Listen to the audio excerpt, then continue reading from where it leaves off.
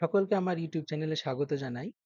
Simple জিওগ্রাফির আজকের আলোচনার বিষয় বায়োডাইভার্সিটি বা জীববৈচিত্র্য। এই বায়োডাইভার্সিটি বা জীববৈচিত্র্য সম্পর্কে আলোচনার আগে আমাদের ইকোলজি আর ইকোসিস্টেম সম্বন্ধে ধারণা থাকা দরকার। ইকোলজি, যার বাংলা আক্ষরিক অর্থ হচ্ছে বাস্তুশাস্ত্র। এই ইকোলজি শব্দটি আর্নস্ট হ্যাকেল 1866 সালে প্রথম দিয়েছিলেন এবং এটি দুটি গ্রিক শব্দ থেকে নেওয়া হয়েছে। একটা হচ্ছে ওইকস আর একটা লোগস, যার আক্ষরিক অর্থ হচ্ছে আবাসস্থলের অধ্যয়ন। এ থেকে বোঝা যায় বাস্তুশাস্ত্র হলো জীবদের তাদের যে প্রাকৃতিক আবাসস্থল আছে, সেই আবাসস্থলের যে চারপাশে যে পরিবেশ আছে, সেই পরিবেশে জৈব আর অজৈব উপাদান আছে, তাদের সঙ্গে তাদের যে মিথস্ক্রিয়া বা ইন্টারাকশন, সেইটার যে অধ্যয়ন, তাকেই আমরা ইকোলজি বলবো। সোজা কথায় বলতে গেলে ইকোলজি হলো আমাদের পরিবেশে বিভিন্ন ধরনের যে জৈব অজৈব উপাদান আছে, সেই জৈব অজৈব উপাদানগুলোর একে অপরের যে ইন্টারাকশন হয়, সেই ইন্টারাকশনের যে অধ্যয়ন, সেটাকে আমরা ইকোলজি বলবো। আর এই যে ইন্টারাকশন কথাটা বললাম, সেই ইন্টারাকশনের যে একটা সিস্টেমের মাধ্যমে দিয়ে হয়, সেই সিস্টেমটাকে বলা হয় ইকোসিস্টেম বা বাস্তুতন্ত্র। এটি এজি ট্যান্সলেন 1935 সালে দিয়েছিলেন। ইকোলজি শব্দটা দিয়েছিলেন আর্নস্ট হ্যাকেল, আর বাস্তুতন্ত্র শব্দটি দিয়েছিলেন এজি ট্যান্সলে। অনেকে এটাতে গোল মিলিয়ে ফেলে। প্যাসলের মতে বাস্তুতন্ত্র হলো একটি ক্রিয়াশীলক একর, যেখানে পারিপার্শ্বিক পরিবেশের অন্তর্গত জীবজ ও অজৈবিক, জৈবিক ও অজৈবিক উপাদানগুলি পরস্পরের উপর ক্রিয়া প্রতিক্রিয়া করে, একে অপরের সাথে ক্রিয়া প্রতিক্রিয়া করে। একজন এক অপরের সাথে ক্রিয়া করলো, সেও একটা প্রতিক্রিয়া করলো। তো এটি একটি আত্মনিয়ন্ত্রিত জৈব সম্প্রদায়, যেখানে জীব ও অজৈব উপাদানগুলির মধ্যে শক্তি ও পদার্থের আদান প্রদান ঘটে। তাহলে বাস্তুতন্ত্রকে আমরা যদি সোজা কথায় বুঝতে চাই, তাহলে কি হলো, আমাদের যে পারিপার্শ্বিক পরিবেশ আছে, সেই পারিপার্শ্বিক পরিবেশে যে বিভিন্ন ধরনের জৈবিক ও অজৈবিক উপাদানগুলি আছে, তারা একে অপরের সাথে যে ক্রিয়া প্রতিক্রিয়া করে, তার ফলে একে অপরের মধ্যে যে শক্তি ও পদার্থের আদান প্রদান ঘটে, সেই বিষয়টাকেই বলা হয় বাস্তুতন্ত্র। আর সেই বিষয়টা নিয়ে অধ্যয়ন করাটাকে বলা হয় বাস্তুশাস্ত্র বা ইকোলজি। এবার আসি জীবমণ্ডল। জীবমণ্ডল হচ্ছে কি, আমাদের পৃথিবীর সেই অঞ্চল যেখানে জীবেরা বসবাস করে। এবার আমরা জানি, যারা ভূগোল নিয়ে সাধারণভাবে আলোচনা করে, তারা জানে যে ভূগোলে তিনটে স্ফেয়ার আছে, যেটা হচ্ছে অ্যাটমসফিয়ার আছে, হাইড্রোস্ফিয়ার আছে আর লিথোস্ফিয়ার আছে। এই যে তিনটে স্ফেয়ার আছে, তার যে সংযোগস্থল, যেখানে জীবন দেখতে পাওয়া যায়, তাকে বলা হয় জীবমণ্ডল বা বায়োস্ফিয়ার বলা হয়। তো এটা বায়োস্ফিয়ার, অ্যাটমসফিয়ার যেটা বায়ুমণ্ডল, সেখানে আমরা অ্যাটমসফিয়ার সম্বন্ধে তাদের যে লেয়ার আছে, কম্পোজিশন স্ট্রাকচার আছে, সেই নিয়ে বিশদে পড়াশোনা করেছি, বা আপনারা হয়তো অন্য চ্যাপ্টারে পড়েছেন। তেমনি হাইড্রোস্ফিয়ারেও বিভিন্ন ধরনের স্ফিয়ার বিষয় এখানে আসে, যেমন নদী নালা, পুকুর, সমুদ্র। তো যেখানে জল পাওয়া যায়, সেটা হাইড্রোস্ফিয়ারের অন্তর্গত হয়। আর লিথোস্ফিয়ার, যেখানে জমি, মানে রক আছে, মিনারেল আছে, সয়েল আছে, বা ল্যান্ড যেটা, তাদেরকে নিয়ে লিথোস্ফিয়ার বলা হয়। আর এই তিনটের যেটা সমষ্টি, সেই সমষ্টিতে কি হয়, জীবন দেখতে পাওয়া যায়, তাকে বায়োস্ফিয়ার বা জীবমণ্ডল বলা হয়। বায়োস্ফিয়ার শব্দটি 1875 সালে অস্ট্রিয়ান ভূতত্ত্ববিদ এডওয়ার্ড সুস ব্যবহার করেছিলেন। তার মতে আহ জীবমণ্ডল হলো পৃথিবীর পৃষ্ঠের সেই অঞ্চল যেখানে জীবন বিদ্যমান। সোজা কথায় বলতে গেলে, আমাদের পৃথিবীতে বায়ুমণ্ডল আছে, জলমণ্ডল আছে, ভূমিমণ্ডল আছে। এই তিনটে মণ্ডলের সংযোগ স্থলে কি হয়, সংযোগের এলাকাতে কি হয়, জীবন দেখতে পাওয়া যায়। সেই জীবনের যে একটা আলাদা স্ফেয়ার তৈরি করে, তাকে জীবমণ্ডল বা বায়োস্ফিয়ার বলা হয়। এর কি গুরুত্ব বা বৈশিষ্ট্য আছে? জীবনের জন্য উপযোগী পরিবেশের যে আমরা উপাদানগুলো কি ব্যবহার করি পরিবেশ থেকে, উষ্ণতা, আলো, জল, সেগুলো সম্বন্ধে বুঝতে গেলে আমাদেরকে বায়োস্ফিয়ার সম্বন্ধে আলোচনা করতে হবে। সূর্যালোক থেকে যে শক্তি আসে, সেই শক্তি কিভাবে একটা পুষ্টি একটা খাদক স্তর থেকে, প্রোডিউসার থেকে প্রাথমিক কনজিউমার থেকে সেকেন্ডারি, টারশিয়ারি, এইভাবে কিভাবে এনার্জি ফ্লো হয়, এবং সেই এনার্জি ফ্লোর মাধ্যমে সেইখানে কিভাবে নিউট্রিয়েন্ট সাইকেলের মাধ্যমে বা পুষ্টির চক্রের মাধ্যমে আমাদের শক্তি, এই সূর্য থেকে আগত শক্তি একটা সাইক্লিক প্যাটার্নে ঘোরাফেরা করে এই পৃথিবীতে, সেইটা সম্বন্ধে বুঝতে পারা যায়। জীব ও পরিবেশের মধ্যে পারস্পরিক যে একটা রিলেশনশিপ আছে, ইন্টার রিলেশনশিপ আছে বা ইন্টার ডিপেন্ডেন্স আছে, সেই বিষয় সম্বন্ধে বুঝতে গেলে আমাদেরকে জীবমণ্ডল বা বায়োস্ফিয়ারকে নিয়ে আলোচনা করতে হয়। বন, হ্রদ, মরুভূমি, মহাসাগর, পাহাড়, প্রান্তর সবই এগুলো হচ্ছে কি বায়োস্ফিয়ারের অন্তর্গত, যেখানে জীবন দেখতে পাওয়া যায়। জঙ্গলেও জীবন দেখতে পাওয়া যায়, হ্রদেও জীবন দেখতে পাওয়া যায়, মরুভূমিতেও পাওয়া যায়, মহাসাগরেও পাওয়া যায়, পাহাড়েও পাওয়া যায়।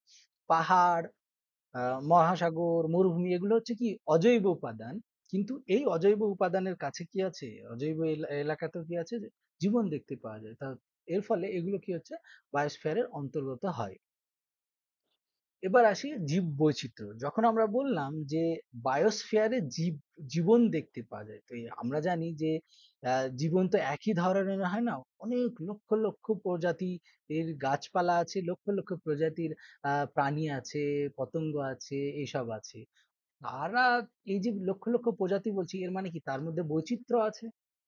তো কোনোটা জলজ প্রাণী, কোনোটা স্থলজ প্রাণী, কোনোটা আকাশে উড়ে বেড়ায় প্রাণী, তেমনি কোনো গাছ পাথরে হয়, কোনো গাছ জলাশয়ে হয়, কোথাও কোনো গাছ আবার গভীর জলে পাওয়া যায়, এই রকম বিভিন্ন ধরনের আছে। তো পৃথিবীর জীববৈচিত্র্য হলো বিভিন্ন প্রজাতি, তাদের জিন, যেসব বাস্তুতন্ত্রে তারা বাস করে এবং সেই পরিবেশগত প্রক্রিয়া, যেটা আমরা ক্রিয়া প্রতিক্রিয়া বলেছিলাম, যেমন শক্তি প্রবাহ, পুষ্টি চক্র, যা জীবনের ধারাবাহিকতা বজায় রাখে। তাহলে কি, এবার আসি জীববৈচিত্র্য বা বায়োডাইভার্সিটি নিয়ে। তো এই যে আমরা বললাম যে পৃথিবীতে বিভিন্ন ধরনের জীব, জৈব অজৈব উপাদান আছে, আর আমাদের যে জীবমণ্ডল বা বায়োস্ফিয়ার সেটাতে এই যে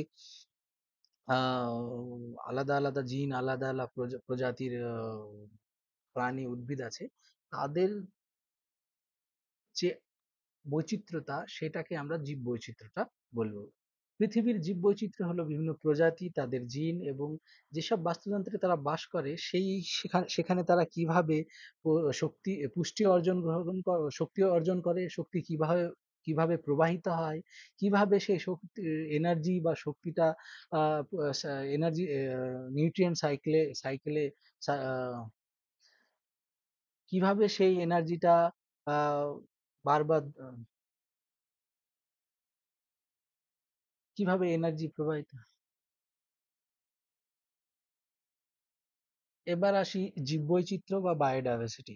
এই যে আমরা বললাম পৃথিবীতে বিভিন্ন ধরনের বাস্তুতন্ত্র আছে এবং সেই বাস্তুতন্ত্রে বিভিন্ন ধরনের প্রাণী বা উদ্ভিদ আছে, জৈব অজৈব উপাদান আছে। এই যে বৈচিত্র্যতা, সেই বৈচিত্র্যতাকেই আমরা বলবো জীববৈচিত্র্য।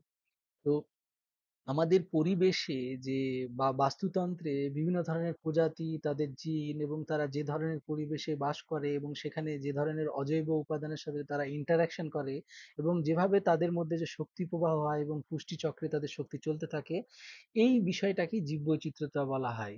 এই বায়োডাইভার্সিটি শব্দটি ওয়াল্টার জি রোজেন 1985 সালে ব্যবহার করেন। এর আগে রেমন্ড এফ ড্যাসমান এবং থমাস লভজয় নামে ব্যক্তিগুলো এরা বায়োলজিক্যাল ডাইভার্সিটি শব্দটি ব্যবহার করে। এখানে একটু বোঝার বিষয় আছে, বায়োডাইভার্সিটি শব্দটি ওয়াল্টার জি রোজেন ব্যবহার করেছিলেন, কিন্তু তার আগে বায়োলজিক্যাল ডাইভার্সিটি নামে শব্দটি ব্যবহার করেছিলেন দুইজন। তো বিষয়টি একই, বায়োলজিক্যাল ডাইভার্সিটি আর বায়োডাইভার্সিটি অলমোস্ট সিমিলার, দুটো একই কথা।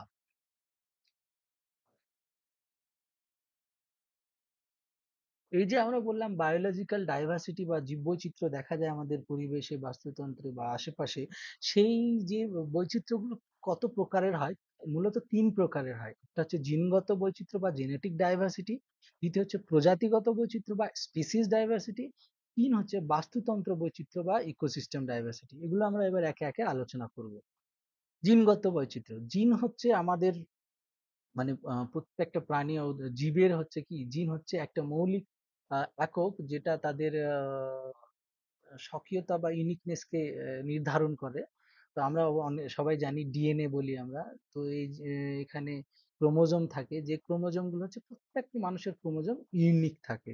তো একটি প্রজাতির মধ্যে জিনের যে পরিবর্তনশীলতা বা জিনের যে তারতম্য দেখতে পাওয়া যায় তাকেই বলা হয় জিনগত বৈচিত্র্য। এখানে যে ছবিটা আছে সেটা দেখে ভালো আন্দাজ করা যেতে পারে।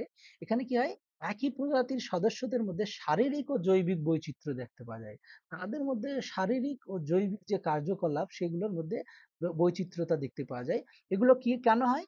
পরিবেশের পরিবর্তনের সঙ্গে সঙ্গে খাপ খাওয়ানোর সক্ষমতা, এগুলা মানে মানে কি হয়, এই যে পরিবর্তনগুলো হয় পরিবেশের যে একেকটা আ মানে আলাদা, আলাদা পরিবেশে থাকার ফলে একই আ একই প্রজাতির মধ্যে জিনের যে পরিবর্তন হয় সেটাকে আমরা জিনগত বৈচিত্র্য বলছি। উদাহরণস্বরূপ বলা যেতে পারে বিভিন্ন জাতের ব্যাঙ, ধান বা কুকুরের জাত। এই ছবিটিতে দেখলে বোঝা যায় এ এরা সবাই ব্যাঙ, সবই প্রায় দেখতে একই রকম, সবারেরই আ আম সবারেরই ৪ টে করে পা আছে, চোখ আছে। কিন্তু এদের কি হচ্ছে, এদের শরীরে বৈচিত্র্য দেখতে পাওয়া যায়। এই বৈচিত্র্যের কারণ কি? এদের মধ্যে জিনের ডিফারেন্স আছে বা জিনগত পরিবর্তনশীলতা আছে। এটা হচ্ছে জিনগত বৈচিত্র্য, যেখানে প্রজাতিগুলির মধ্যে যে তাদের যে জিন আছে সেই জিনগত পার্থক্য বা তারতম্য দেখতে পাওয়া যায়। এবার আসি প্রজাতিগত বৈচিত্র্য।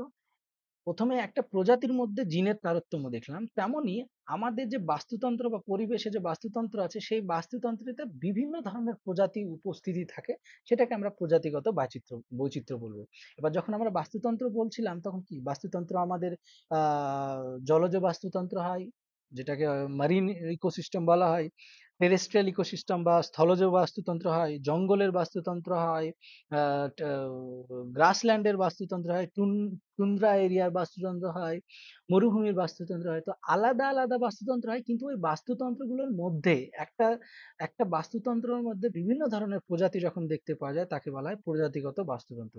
উদাহরণস্বরূপ বলা যায় একটা জঙ্গলের বাস্তুতন্ত্র কি হয়, বিভিন্ন ধরনের গাছপালা থাকে, সেখানে আম, জাম, শাল, কাঁঠাল বিভিন্ন ধরনের গাছ থাকে। অনেক পাখিও থাকে, সেগুলো ছোট, বড়, মাঝারি অনেক ধরনের পাখি থাকে, সেখানে স্তন্যপায়ী প্রাণী থাকে, অনেক ধরনের কীটপতঙ্গ থাকে। তো একটা বাস্তুতন্ত্রে যখন বিভিন্ন ধরনের প্রজাতি থাকবে, তখন তাকে বলা হবে প্রজাতিগত বৈচিত্র্য। যেমন এখানে ওই এক্সাম্পল এই ছবিটাতে দেখতে পাওয়া যায়, এখানে হাতি আছে, গন্ডার আছে, হরিণ আছে, জেব্রা আছে, সিংহ আছে, বাইসন আছে, আরো অনেক ধরনের। তেমনি এখানে ঘাস আছে, লম্বা ঘাস আছে, ছোট ঘাস আছে, হলুদ ফুলের ঘাস আছে, এখানে ঝাড়ি গাছ আছে। একটা ইকোসিস্টেমে বিভিন্ন ধরনের প্রজাতি যখন থাকে সেটাকে প্রজাতিগত বৈচিত্র্য বা স্পিসিস ডাইভার্সিটি বলা হয়। এই স্পিসিস ডাইভার্সিটি কি নির্ধারণ করে, যে একটা বাস্তুতন্ত্রে কত সংখ্যা প্রজাতি আছে, তাদের প্রাচুর্যতা কেমন আছে। একটা বাস্তুতন্ত্রে যত ধরনের যত সংখ্যায় বেশি প্রজাতি থাকবে তত সেই বাস্তুতন্ত্রটা রিচ হবে। তো উচ্চ প্রজাতিগত বৈচিত্র্য বাস্তুতন্ত্রকে আরো স্থিতিশীল করে। যখন একটা বাস্তুতন্ত্রে বিভিন্ন ধরনের প্রজাতি থাকে, সেই বাস্তুতন্ত্রটা রিচ হয়, সমৃদ্ধ হয়, পাশাপাশি সেটা লংজিভিটি বাড়ে, স্থিতিশীল হয়। এবার আসি বাস্তুতন্ত্রের বৈচিত্র্য। ১ম এ আমরা দেখলাম জিনের বৈচিত্র্য দেখতে পাওয়া যায়। মানে একই প্রজাতির মধ্যে বিভিন্ন ধরনের জিন। তেমনি একটা বাস্তুতন্ত্রে বিভিন্ন ধরনের প্রজাতি দেখতে পাওয়া যায়। তেমনি একটি ভৌগোলিক এলাকায় বিভিন্ন ধরনের বাস্তুতন্ত্র দেখতে পাওয়া যায়। তো পৃথিবীতে বিভিন্ন ধরনের বাস্তুতন্ত্রের যে অস্তিত্ব আছে সেটাকে বলা হয় বাস্তুতন্ত্র বৈচিত্র্য বা ইকোসিস্টেম ডাইভার্সিটি।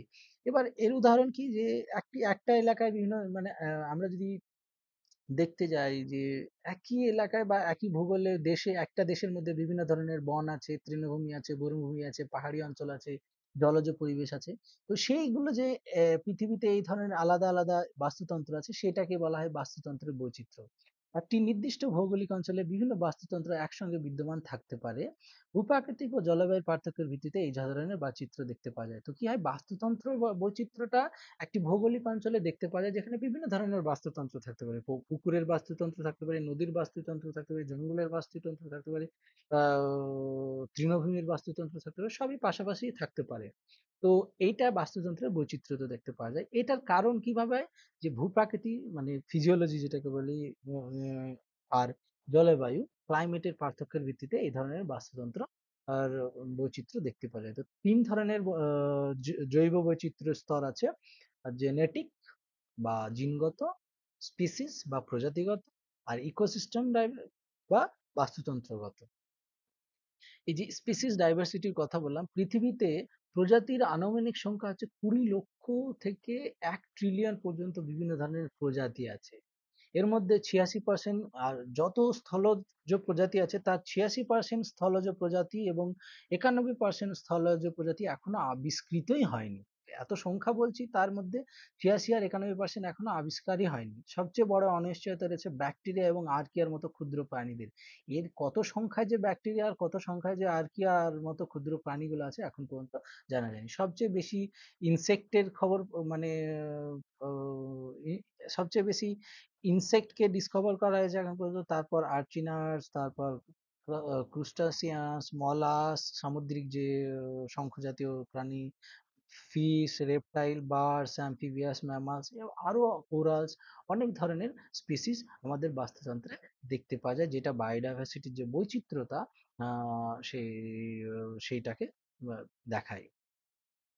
এই যে বায়োডাইভার্সিটি বললাম বা জীববৈচিত্র্য বললাম, এর গুরুত্ব কি? এর গুরুত্ব হচ্ছে এটা বাস্তুতন্ত্রের স্থিতিশীলতা রক্ষা করে। যে একটা বাস্তুতন্ত্রে বিভিন্ন ধরনের প্রজাতি থাকে, বিভিন্ন ধরনের জিন থাকে, একই একই প্রজাতির মধ্যে বিভিন্ন ধরনের জিন থাকে, তারপর বিভিন্ন ধরনের ছোট ছোট ইকোসিস্টেম বা বাস্তুতন্ত্র থাকে। তাতে কি বোঝা যায়? এতে খাদ্য শৃঙ্খল, পুষ্টিচক্র, এগুলো সম্বন্ধে ধারণা পাওয়া যায়। এবং একটা ভৌগোলিক এলাকা বা একটা বাস্তুতন্ত্র যতটা সমৃদ্ধ, যতটা এইসব ডাইভার্সিটি নিয়ে সমৃদ্ধ, তত তার স্থিতিশীলতা বাড়ে। খাদ্য, ওষুধ ও কাঁচামালের মতো প্রয়োজনীয় সম্পদ প্রদান করে। পরাগায়ন, মৃত্তিকা গঠন ও জল পরিশোধনের মতো পরিবেশগত সেবা নিশ্চিত করে। পরিবেশগত পরিবর্তন ও প্রাকৃতিক দুর্যোগের বিরুদ্ধে প্রতিরোধ ক্ষমতা সৃষ্টি করে। তো একটা পরিবেশ বা একটা ইকোসিস্টেম যতটা রিচ বা যত ডাইভার্স, তত কি হয়, এদের মধ্যে কি হয়, পরিবেশ ইকোলজিক্যাল যে এখন বর্তমানে এনভায়রনমেন্টাল ডিগ্রেডেশন দেখা যাচ্ছে বা ন্যাচারাল ক্যালামিটিস গুলো দেখা যাচ্ছে, তার বিরুদ্ধে প্রতিরোধ ক্ষমতা বৃদ্ধি করতে সাহায্য করে। এবার আসি বায়োডাইভার্সিটি হটস্পট। তো আমরা প্রথমে জানলাম ইকোলজি, ইকোসিস্টেম, তারপর বায়োডাইভার্সিটি কি এবং বায়োডাইভার্সিটির স্তরগুলো জানলাম। এবার আসি বায়োডাইভার্সিটি হটস্পট কি আছে।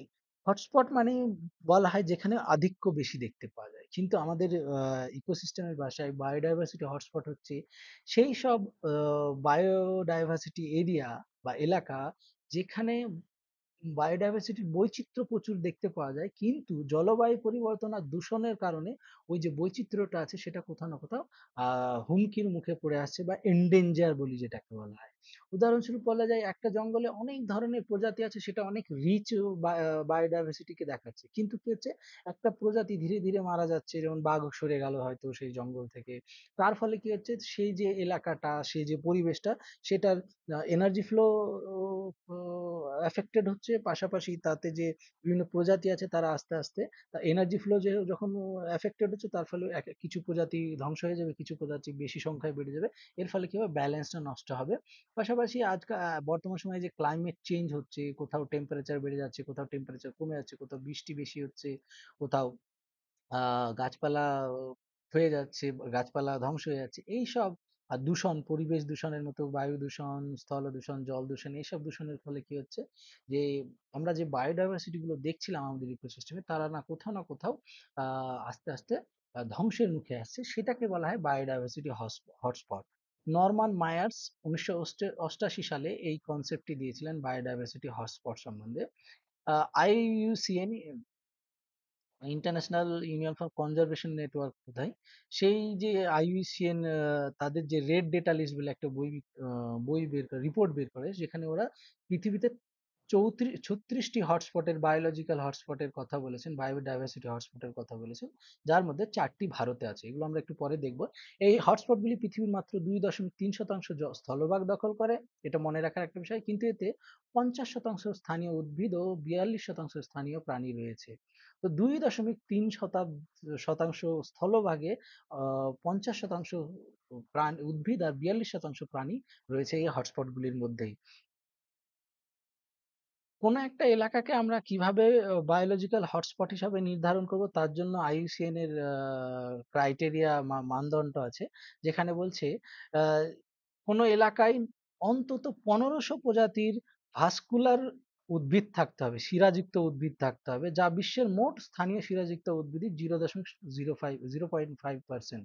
তো মিনিমাম 1500 প্রজাতির উদ্ভিদ থাকতে হবে ভাস্কুলার, শিরাযুক্ত, মানে যাদের মূল কাণ্ড থাকে। মূল আবাসস্থলের 70% হারিয়ে যেতে হবে, এবং সেগুলোর মধ্যে যেটা স্থানীয় বা এলাকার যে উদ্ভিদ, সেই উদ্ভিদের 70% ধ্বংস হয়ে গেছে বা হারিয়ে গেছে। কি কারণে? জলবায়ু পরিবর্তন বা দূষণের কারণে হারিয়ে গেছে। এর ফলে কি দেখা যায় যে এলাকাটি বিপদের মুখে রয়েছে। এই বিষয়টি যখন জানা যাবে, কোন এলাকায় দেখা যাবে ১৫০ টার বেশি প্রজাতি ভাস্কুলার উদ্ভিদ তারা এন্ডেঞ্জার্ড হয়ে আছে এবং সেখানকার ৭০% যে স্থানীয় উদ্ভিদ বা লোকাল যে প্লান্টস সেগুলো হারিয়ে গেছে। তো এগুলো হচ্ছে পৃথিবীর বায়োডাইভার্সিটি হটস্পট, যেখানে আমরা দেখতে পারি যে আহ বিভিন্ন কোস্টাল এলাকাতে সবচেয়ে বেশি এই বায়োডাইভার্সিটি হটস্পট দেখতে পাওয়া যায়।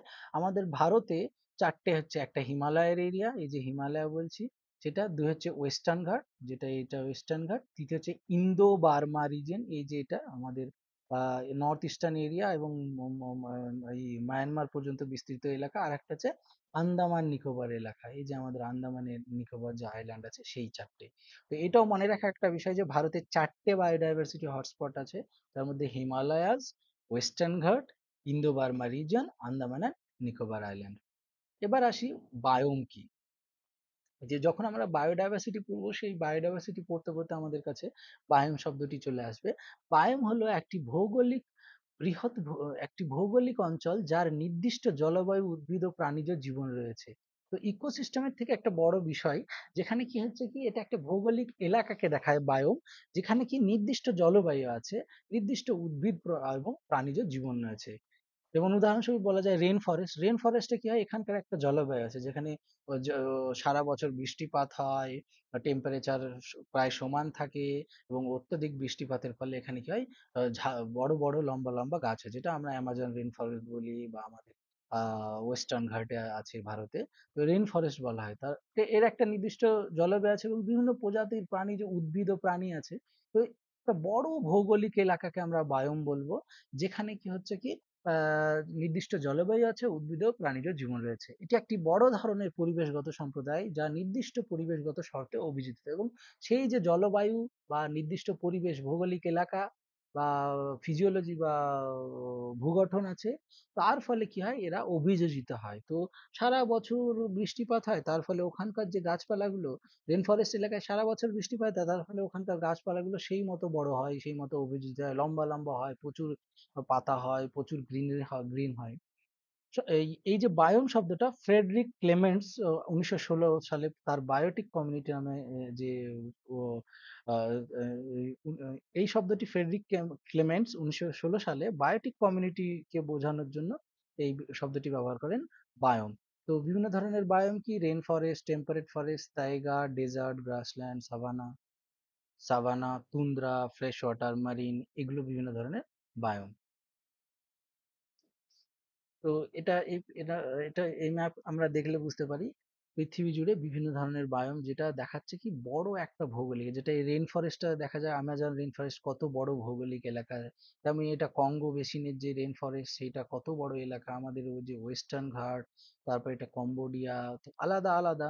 তেমনি টাইগাজ রিজেন দেখতে যদি দেখি কত বড় একটা এলাকা নিয়ে টাইগা, রাশিয়ার উত্তরে আছে, কানাডার উত্তরে আছে, আলাদা। তেমনি এরিড ডেজার্ট দেখি, এই যে পুরো একটা বড় ভৌগোলিক এলাকা নিয়ে আছে, তখন তাদেরকে বায়োম বলবো আমরা। বায়োমের প্রকারভেদ, কত ধরনের কিরকম বায়োম হয়, স্থলজ বা টেরেস্ট্রিয়াল বায়োম বলি, এটা হচ্ছে ক্রান্তীয় বৃষ্টি অরণ্য, ট্রপিক্যাল রেন ফরেস্ট, যেটা নিয়ে একটু আগে বললাম, এখানে প্রচুর গরম পড়ে, জলবায়ু আর্দ্র হয়, প্রচুর জীব বৈচিত্র্য দেখতে পাওয়া যায়, উদাহরণস্বরূপ অ্যামাজন। তো এখানে প্রশ্ন অনেকে ধরতে পারে যে একটা ক্রান্তীয় বৃষ্টি অরণ্যের বায়োমের উদাহরণ দাও, তো অ্যামাজন, কঙ্গো এই ধরনের, বা আমাদের ওয়েস্টার্ন ঘাট ভারতের। তেমনি মরুভূমি এক ধরনের বায়োম, স্থলজ বায়োম, যেখানে কি হয়, জলবায়ু শুষ্ক হয় এবং চরম তাপমাত্রা, টেম্পারেচার খুবই চরম হয়, শীতকালে প্রচুর শীত, গরমকালে প্রচুর গরম, খরার সহনশীল উদ্ভিদ তৈরি হয় এখানে। বিভিন্ন ধরনের জেরোফাইট ধরনের উদ্ভিদ দেখতে পাওয়া যায়, যেমন সাহারা, ভারতের থার, অ্যারাবিয়ান ডেজার্ট। তেমনি গ্রাসল্যান্ড বা তৃণভূমি, যেমন খোলা, এরা হচ্ছে কি খোলা সমতল ভূমি, বৃষ্টিপাত তেমন বেশি হয় না আবার তেমন কমও হয় না। তো এখানে বিভিন্ন ধরনের চারণ ভূমি তৈরি হয়, অনেক ধরনের আহ লাইভ স্টক বলা হয় যাদেরকে, তাদেরকে এখানে চালানো, যেমন সাভানা আমাদের। হ্যাঁ, তেমনি টুন্ড্রা, যেটা উচ্চ অক্ষাংশীয় এলাকায় সারা বছর শীত পড়ে, হিমশীতল মাটি, মাটি হিমশীতল থাকে, বরফের সাথে মিক্স হয়ে থাকে, উদ্ভিদ সংখ্যা অনেক কম থাকে, যেমন আর্কটিক, অ্যান্টার্কটিক এসব রিজেন। উষ্ণমণ্ডলীয় বা টেম্পারেট ফরেস্ট, ঋতু বৈচিত্র্যপূর্ণ জলবায়ু, পর্ণমোচী বৃক্ষলতা, এখানে কি হয়, এই যে টেম্পারেট এলাকায় কি হয়, সারা বছর বৃষ্টিপাত হয় না, একটা ঋতুতে বৃষ্টি হয়, যখন বৃষ্টি হয় তখন গাছে পাতা থাকে, যখন বৃষ্টি হয় না বিশেষত শীতকালে তখন কি হয়, পাতা ঝরিয়ে ফেলায়, সেগুলো পর্ণমোচী বৃক্ষ তৈরি হয়। এবং ইউরোপীয় বনভূমি, আমাদের ভারতেও, মধ্য ভারতে প্রচুর, এখানে এটা বমভূমি হয়ে গেছে, বনভূমি হবে এটা, আমাদের মধ্য ভারতেও এই ধরনের টেম্পারেট ফরেস্ট দেখতে পাওয়া যায়। এবার আসি জলজ বায়োমস বা জলজ জীবমণ্ডল।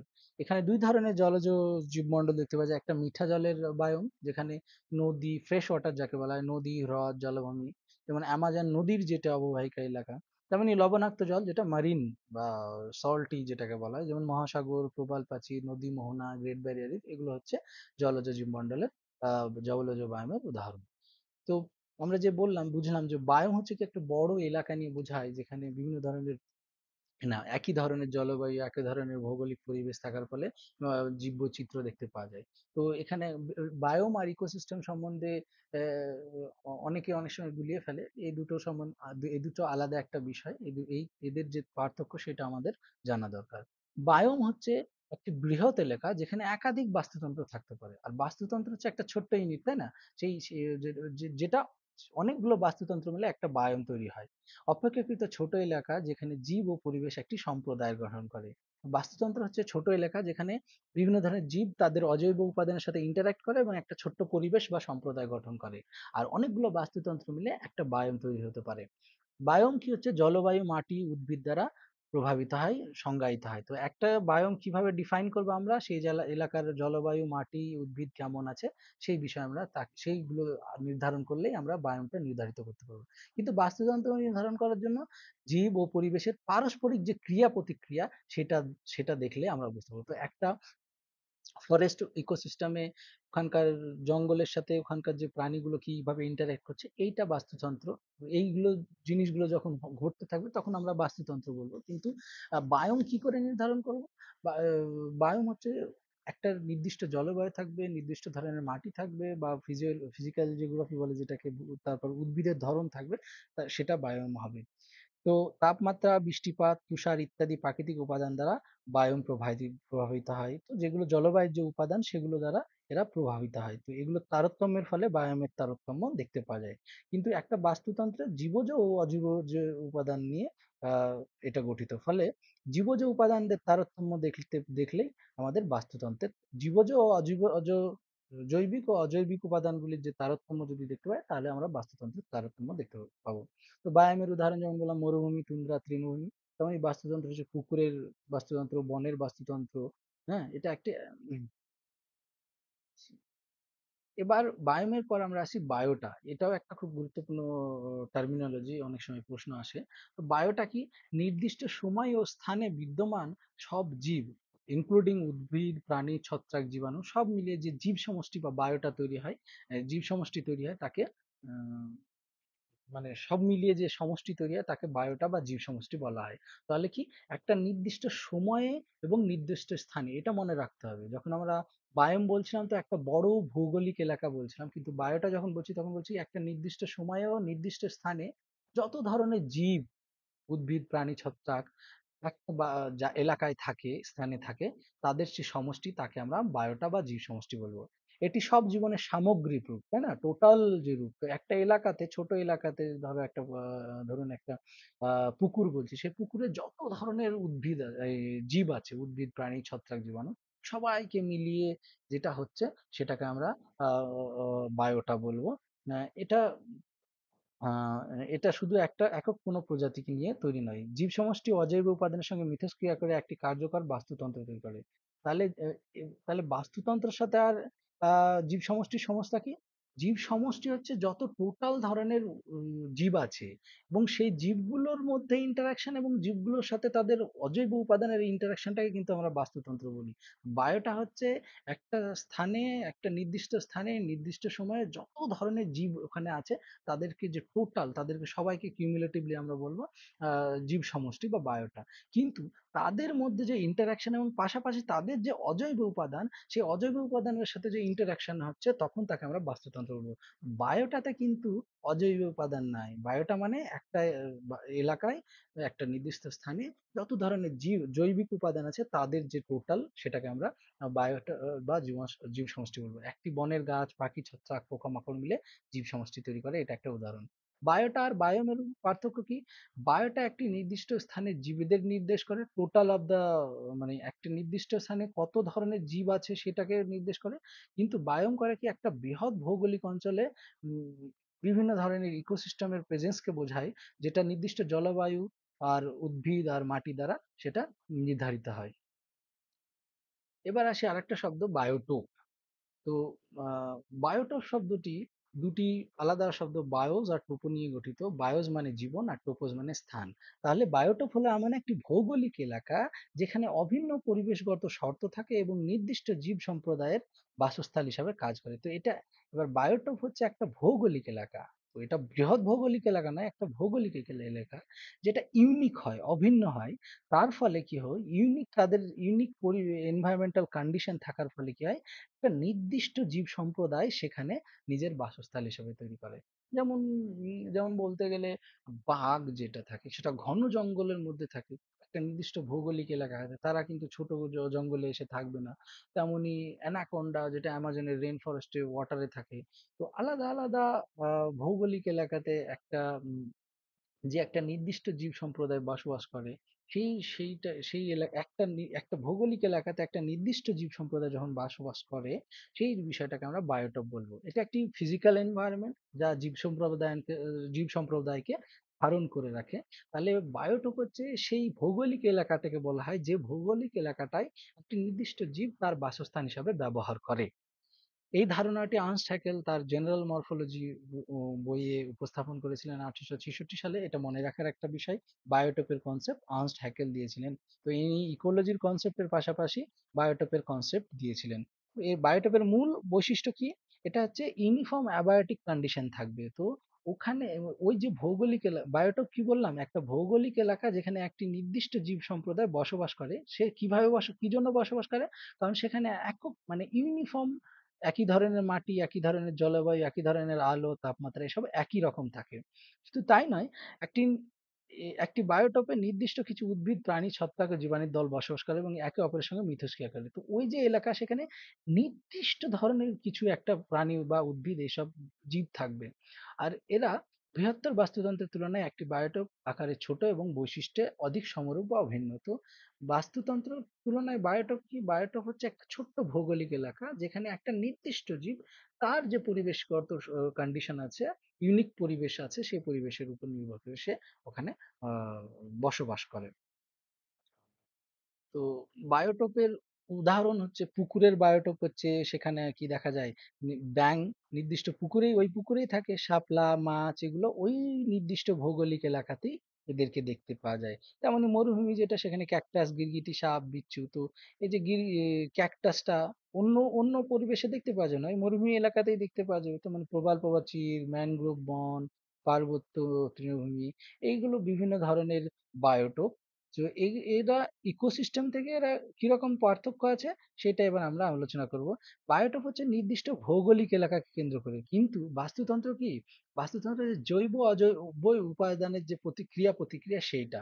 তাহলে একটা ছোট্ট এলাকা, তার মধ্যে বাস্তুতন্ত্র অনেক, তার তুলনায় বাস্তুতন্ত্র অনেক বড় হতে পারে।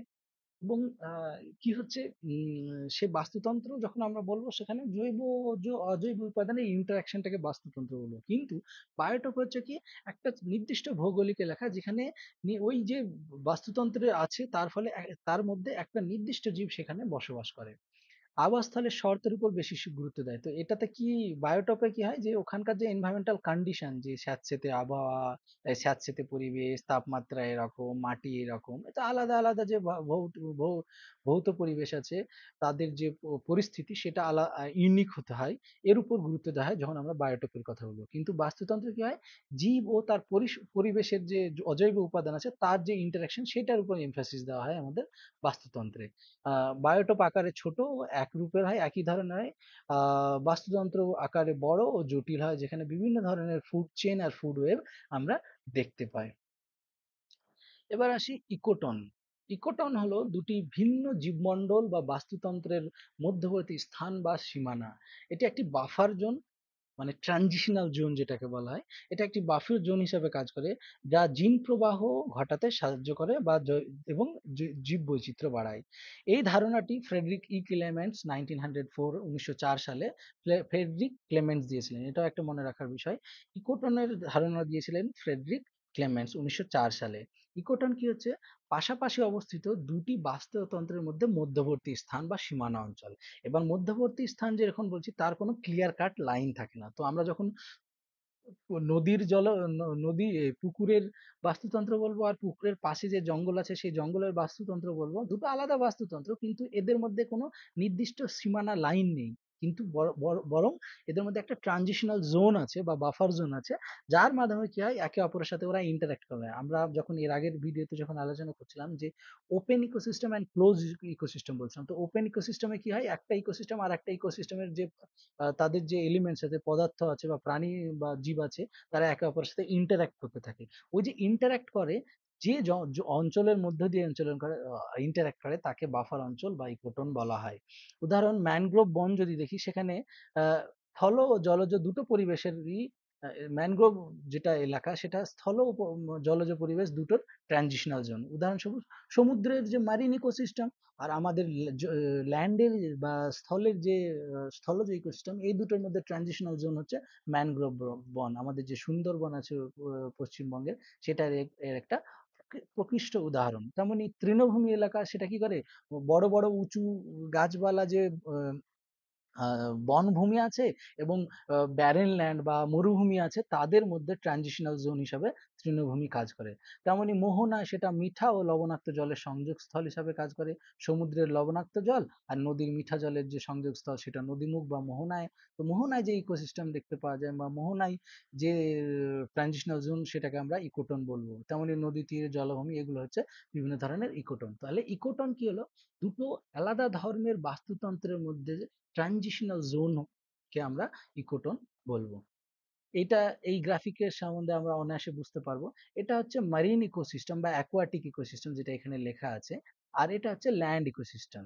তো এটা স্থলজ ইকোসিস্টেম, যেখানে স্থলের গাছ, স্থলের প্রাণী দেখতে পাওয়া যায়।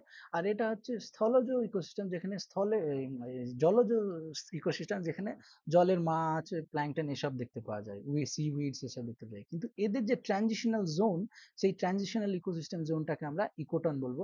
যেখানে কি হয়, অ্যাম্ফিবিয়ান্সরা খুব ঘোরাফেরা করে। যেখানে কি হয়, এই ধরনের যেটা স্থলের যে প্রাণী আর জলজ প্রাণী, জলেও বাঁচতে পারবে, স্থলে বাঁচতে পারবে, তারা এখানে বসবাস করে। ইকো ঠিক আছে, এর মানে কি হচ্ছে, ইকোটন এমন এলাকা যেখানে দুই ধরনের কমিউনিটি ইন্টারঅ্যাক্ট করে। তো স্থলজ কমিউনিটি আর জলজ কমিউনিটি দুজনে এসে এখানে এই ট্রানজিশনাল জোনে তারা ইন্টারঅ্যাক্ট করে। এবার আরেকটা টার্মিনোলজি আছে, ইকোক্লাইন। ইকোটন হচ্ছে দুটো আলাদা আলাদা বাস্তুতন্ত্রের মধ্যে ট্রানজিশনাল জোন, তাকে আমরা ইকো টোন বলবো। ইকোক্লাইন হচ্ছে, এটাও এক ধরনের অঞ্চল যেখানে এক বাস্তুতন্ত্র থেকে আর একটি প্রজাতির গঠনের দিক থেকে কোনো স্পষ্ট সীমানা ছাড়াই ধাপে ধাপে কিন্তু ধারাবাহিক পরিবর্তন ঘটে। এবার আমরা যে ইকো টোনে কি বললাম, ট্রানজিশনাল জোন, বাফার জোন, ওর মধ্যে কি হয়, আমরা যদি আরো ডিটেলে লক্ষ্য করি বা আরো ভালোভাবে লক্ষ্য করি, দেখতে পারবো কি, যে এই যে ট্রানজিশনাল জোনের যে সংমিশ্রণ হচ্ছে, সেটা ধাপে ধাপে ধারাবাহিক পরিবর্তন ঘটছে। এই ধারণাটি হুইটেকার 1960 সালে এবং পরে ভ্যান্ডের মারেল আর ওয়েস্টফ, যারা 1964 সালে কো কোইনোক্লাইন নামে এই বিষয়টা নিয়ে ইকোক্লাইনকে আলোচনা করেন। এটি পরিবেশগত গ্রেডিয়েন্টে, এনভায়রনমেন্টাল গ্রেডিয়েন্টে ঘটে। যেমন কি, আমাদের ভৌগোলিক পরিবেশে যে বিভিন্ন ধরনের ভৌত পরিবেশের যে গ্রেডিয়েন্ট বা তারতম্য দেখতে পাওয়া যায়, তার ফলে এই বিষয়টা দেখতে পাওয়া যায়। উদাহরণস্বরূপ থার্মোক্লাইন, তো টেম্পারেচারের যে পরিবর্তন, থার্মোক্লাইন বা তাপমাত্রার যে পরিবর্তনের ফলে বিভিন্ন ধরনের যে প্রজাতির মধ্যে তাদের যে পরিবর্তন, ধারাবাহিক পরিবর্তন দেখতে পাওয়া যায়, সেটাকে বলা হয় থার্মোক্লাইন। তেমনি হ্যালোক্লাইন, লবণাক্ততার পরিবর্তনে, এইগুলো থেকে প্রশ্ন আসতে পারে, থার্মোক্লাইন কিসের পরিবর্তনকে বোঝানো হয়, হ্যালোক্লাইন কিসের পরিবর্তনকে বোঝায়। হ্যালো হচ্ছে লবণাক্ততা, স্যালিনিটির পরিবর্তনটাকে বোঝানো যায়। পাইকনোক্লাইন হচ্ছে ঘনত্বের, তো বস্তুর ঘনত্বের, পদার্থের ঘনত্বের পরে তারতম্য ঘটলে তাকে পাইকনোক্লাইন বলা হয়। লবণাক্ততার তারতম্য হলে তাকে হ্যালোক্লাইন বলা হয়। তাপমাত্রার পরিবর্তন হলে তাকে থার্মোক্লাইন বলা হয়। এই যে গ্রেডিয়েন্ট মানে ধাপে ধাপে তাদের যে পরিবর্তন হয়, তো এখানে 20 ডিগ্রি টেম্পারেচার, এখানে 25 ডিগ্রি, 30 ডিগ্রি, 40 ডিগ্রি, আলাদা আলাদা টেম্পারেচারের এলাকা। তার ফলে কি হয়, এখানে যে প্রাণীর মানে যে ধরনের জীব দেখতে পাওয়া যাবে, তার থেকে হালকা প্রজাতিগত মানে জিনগত বা প্রজাতিগত পরিবর্তন এখানে দেখতে পাবে, তার থেকে হালকা পরিবর্তন এভাবে দেখতে পাবে। তার মানে কি হলো, একটা ইকোসিস্টেম থেকে আর একটা ইকোসিস্টেমে যে ট্রানজিশনাল বাউন্ডারি জোন বলছিলাম আমরা, ইকোটোন বলছিলাম, তার মধ্যে কি দেখা যায় ধাপে ধাপে যে চেঞ্জ হয় সেটাকে আমরা বলবো কি, ইকোক্লাইন বলবো। তো ইকোটোনের সঙ্গে এর কি পার্থক্য? ইকোটোন হচ্ছে হঠাৎ পরিবর্তনের অঞ্চল, বরং এটা একটা ট্রানজিশনাল জোন যেখানে কি হয়, দুটো আলাদা ইকোসিস্টেম ইন্টারঅ্যাক্ট করে। আর ইকোক্লাইন কি হচ্ছে, এখানে ধীরে ধীরে পরিবর্তনশীল এলাকা, তো এক থেকে আরেকটাতে যেতে গেলে দেখা যাবে কি ধীরে ধীরে পরিবর্তন হচ্ছে। ঠিক আছে, এই হলো আজকের আমাদের আলোচনা। এই নিয়ে যে এমসিকিউ কোয়েশ্চেন অ্যানালিসিস আছে সেটা আমরা পরের ভিডিওতে আলোচনা করব। আর আমি ডেসক্রিপশনে আমার ওয়েবসাইটের লিংক দেবো, যেখানে আমি অনেকগুলো এমসিকিউ দিয়েছি, যেখানে আপনারা নিজেরাও প্র্যাকটিস করতে পারেন। ধন্যবাদ।